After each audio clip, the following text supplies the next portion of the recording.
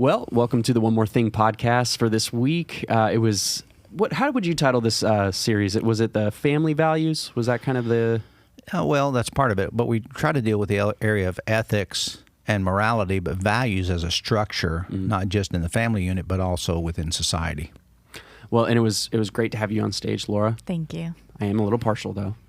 You're very biased, but thank you anyway. Yeah, no, it was good. You did a really great job, and then your dynamic with each other is always. Obviously, I think it's like you're related. It's almost like we're related, yeah. Crazy. Kind of natural. Yeah. So we were talking this morning, Larry, and you said that there was some points that you kind of had to cut out just because of time restraints and stuff like that and wanted to go further in depth. So let's do it.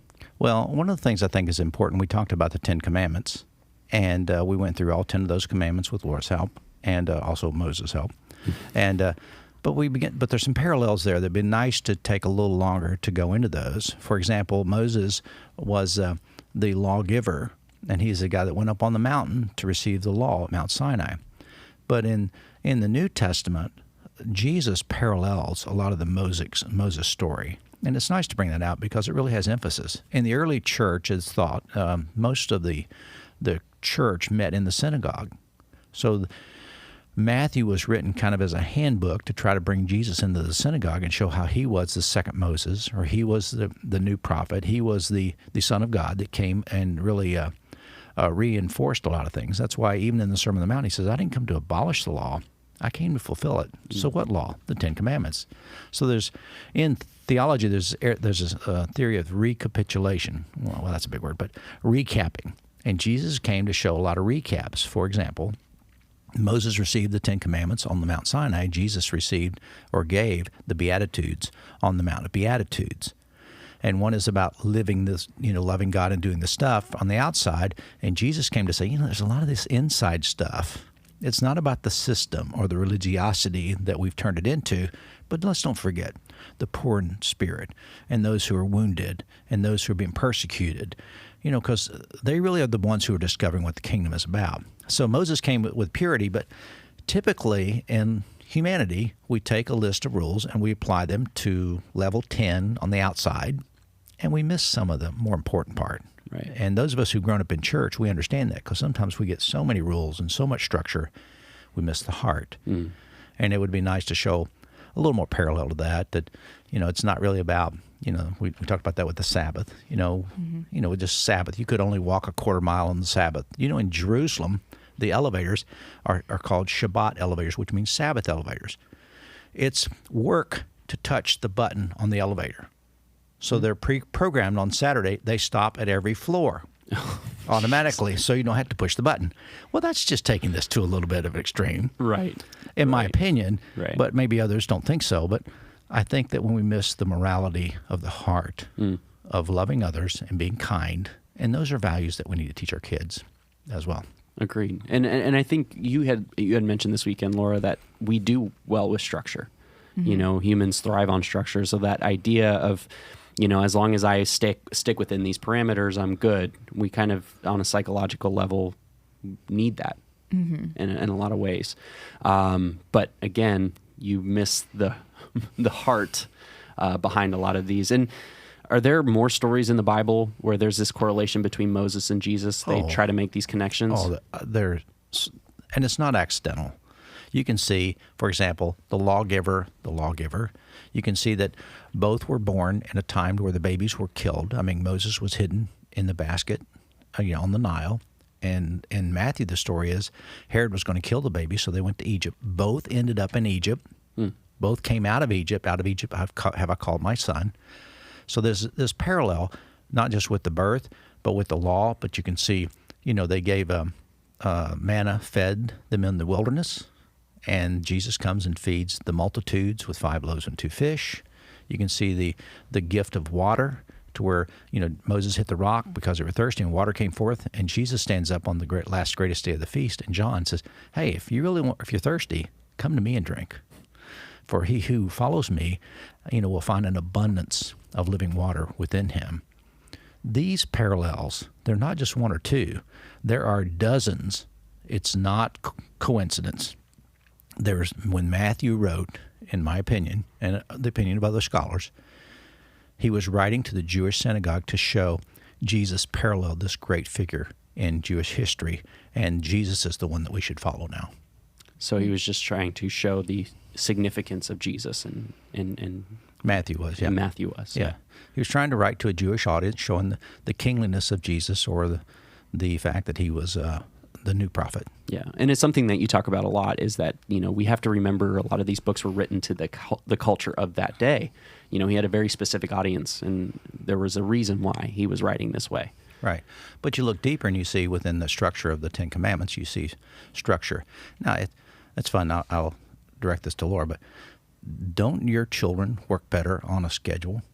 They do. Yes. When they're, we have a bedtime that's pretty strict because they get tired and cranky. And when we go, we were out later on Saturday night with some friends and we pushed them a little bit too hard and we paid for it yesterday. Yeah. Every little thing. They were not functioning to their best. So, and we knew it was just because they were out of routine. They hadn't gotten enough sleep. So it's a very quick evidence when we disrupt our routine and right. how it affects our lives. Structure in schedule, structure in diet, structure in in the way you live your life, values, all these things are a part of structure. But when structure dominates, there has to be a balance, right? Correct. And there seems to be a reason. Obviously, our reason for keeping our girls on a routine schedule for their sleep is so that they function better. Correct. And a lot They're of these, healthier. yeah, and these commandments and these rules, a lot of times we see there's a reason outside of just the legality of the rule. Like you've talked before about like seafood, or shellfish in the Bible. They say don't eat shellfish, don't eat pig. We've turned it into this rule, and it's like this legal, we just don't do that. But there probably was a purpose behind that helped the people. Like there wasn't proper cleaning protocols. And refrigeration. So people would get sick and die. So there's this deeper meaning outside of the legality of it. But can you imagine your children at this age, now they're 7 and 5, and they need more sleep. But when they get to be 17 or 18 years old, do you think they want to go to bed at 7:30? What time did you go to bed at 17 or 18? I don't remember. Oh, I do. I do. It's amazing how this thing, I need to be out later till 11 or 12 o'clock or whatever. Yeah. And they stay out late. And then as you get older and you get married and you have kids, all of a sudden, we don't put curfew on our kids now. They're grown, but they go to bed early, sometimes before we do. But I think that when you're 17 or 18, you need to have the structure cannot be so dominant that there can't be some flexibility. That as we grow and as we learn, our structure shifts to accommodate us, not us to accommodate just to the structure.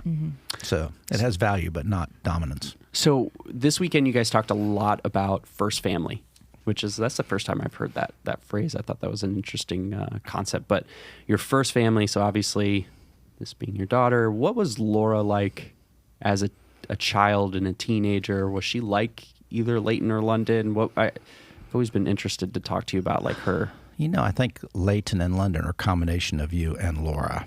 And there are days I see some of Laura, but Laura was Billy out of our three. She was the perfect child. Oh, wow. I mean, she just set the standard for the others. We're recording, right? We got that on tape. Ryan and Stacy, I want you to hear. Laura was the perfect child. They all had a hard act to follow.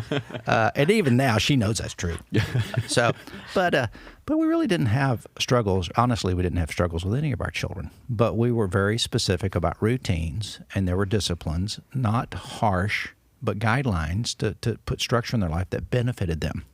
And sometimes it benefits the parents too. Sure, absolutely. But as they get older and as things shift, we have to be flexible. And I think that's what happened in Judaism. The structure was good. It was good for humanity. And these social norms or these rules have been good for many countries throughout the world. But when they become dominant and there's no flexibility, there's often a problem. Yeah. And it creeps in. Well, I think we need to remember the purpose behind some of these things, and it's not. Josh had a great line that we actually pulled from a Suncoast moment. We lose the love in the legality, and there has to be this balance. You can't, you had mentioned earlier that people would miss their father's funeral because they had to go to synagogue. Right. And I heard that story recently, and it just makes my heart hurt when the structure dominates them so much. And what also helps my heart, or hurts my heart, and I think Laura is when there's no structure. Yeah. So- But like you're saying, I mean, the rigidity, there has to be some balance between the rigid behaviors and having some flexibility and finding that. And structure doesn't have to be all rigid. It just has to give us some sort of framework to kind of be flexible within. And Jordan circumstances Peterson like has that. this great philosophy on the balance between order and chaos. And you have to weave in between those. So if someone comes to you and they're struggling with something like this in their life, is there certain things that you kind of empower them with and ideas? I know that everybody's different and every case is different. It's definitely a unique situation, but just in the last week, I've probably had conversations with some people that are retired and they kind of feel guilty or unproductive because they're not doing enough. And I just kind of remind them, like, you can reframe it in a way that you've earned this season of your life, you've looked forward to it, just enjoy it and just kind of remind yourself, like, I don't have to do anything today. There's nothing I have to get done, and just kind of celebrating that. And then kind of, another instance could be to just figure out, well, what is some loose framework just to kind of help you feel like there's parts to your day so that you're not just aimlessly spending time a whole day and feel like you've done nothing at the end of the day. Like, what could at least help you feel productive in some way, shape, or form? So kind of just establishing some loose framework sometimes helps people too. Doesn't have to be strong. But I this is a confidential meeting, and I don't think you're talking about me that way. Just violated. Is it appropriate this week? All right. Well, I have one more question to ask. I've been a part of the Baucom tribe now for 10 years. We started dating about 10 years ago now. Yeah, almost. And we've been married for 9. And one of the things that stuck out to me coming into your family as an outsider, and it's completely normal for you guys, but it's very unique outside of the family structure. There is one law that you have brought into our family, and it is you tell the truth. Like, truth is the most important thing above all else. Now, was this your idea or was this Becky's idea? Was it a discipline that you guys just saw a lot of value? Because Laura's literally, she can't lie. She physically cannot lie. I've never seen anything like it. Yeah, I can't either, which is a lie. No. I think that came about when we were early dating, when Becky and I early dating 46 years ago. And one of her core values was honesty, which that was not mine at that time. But as we began to grow in a relationship, I began to pick up that value and realize that if I'm going to be who I claim to be in life, I have to be ultimately honest. And I really want to be honest about things and strive for that. But I would say she was more about that than I was at the beginning. But in the lifetime of my children, we've been consistent with that. Be honest, tell the truth. Even if it gets you in trouble, it's better to tell the truth and be honest about it. Now, there are things that we still don't know that they did. Because silence sometimes is bliss. Ignorance is bliss as parents sometimes. Or we hear things, we go, I can't believe that happened. What happened here? But despite all that, as now you're older, it's one of your values too, isn't it? Absolutely. Yeah, I remember it being such a, it really hurt Mom's heart.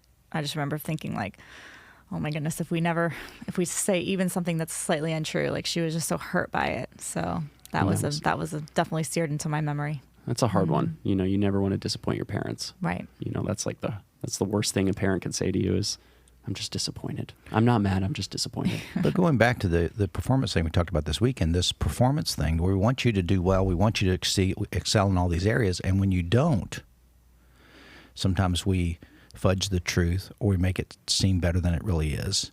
And that's because these values are conflicting. And we just need to make sure that when values conflict, the more important values are always there. And even though we think telling the truth is a paramount value, I think preservation of life is greater than that. So in ethics, it's called ethical norms, and you have certain norms that are higher than others. They don't all have the same place. And sometimes somebody comes to your door and says, are your children home? I'm going to kill them all. And being honest, yeah, they're right over there, go kill them. Right. No, that's probably not what you're going to do. But those are outrageous exceptions that most time we just need to be honest and tell the truth. Yeah, it's ethics 101. The first question they ask you, would you steal bread to feed your family if they were starving? It's one of those things. It's it's a conflicting. And the ethics is not black and white. It's, right. I agree. A lot of gray. But Thank you so much for coming on the One More Thing podcast. Where can people find you as far as if they're interested in your counseling services? I should have a link on the church website to Lifehouse Counseling. My website's lifehousecounseling.com, but there should be a link on the Suncoast community page for that, and then my contact info is there. Awesome. Or you can call the office and they'll give you the number. Perfect. So it's all good. All right. Well, thank you guys so much. You're welcome. It's been a pleasure.